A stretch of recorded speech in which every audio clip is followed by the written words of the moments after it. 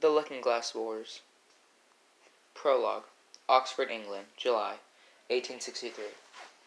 Everyone thought she made it up, and she had tolerated more taunting and teasing from the other children, more lectures and punishments from grown-ups than any 11-year-old should have to bear. But now, after 4 years, it had arrived. Her last, best chance to prove to them all that she had been telling the truth. A college scholar had thought enough of her history to write it up as a book. She sat on a blanket on the banks of the river Cherwell, the remains of a picnic lunch in a basket at the Reverend Charles Dogson elbow. She held the book in her hands. He had written and illustrated himself, he said. It had a nice weight and heft, felt substantial. It was wrapped in brown paper and tied with a black ribbon. Dogson was watching her, anxious. Her sisters Edith and Lorena were hunting minnows at the river's edge.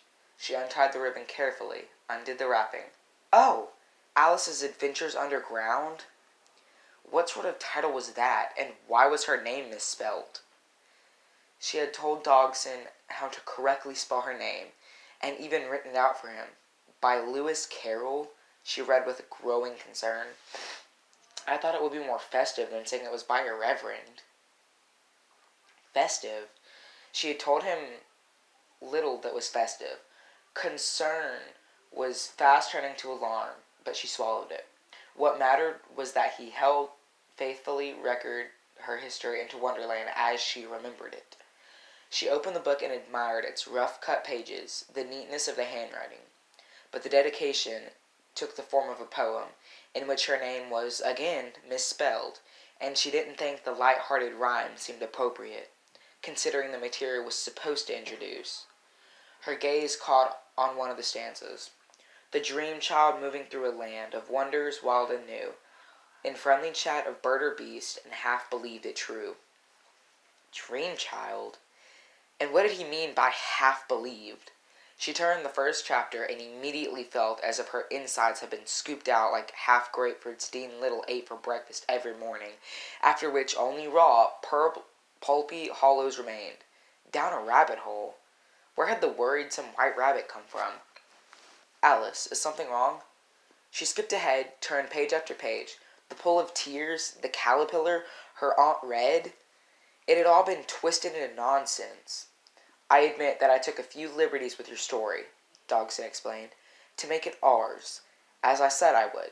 Do you recognize the tutor fellow you once described to me? He's the White Rabbit character. I get the idea for him upon discovering that the letters of the tutor's name could be made to spell White Rabbit.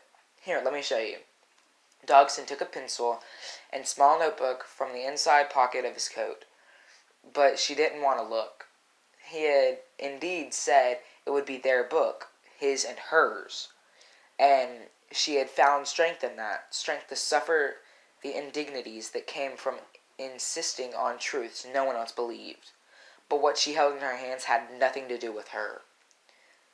You mean you did it on purpose? She asked.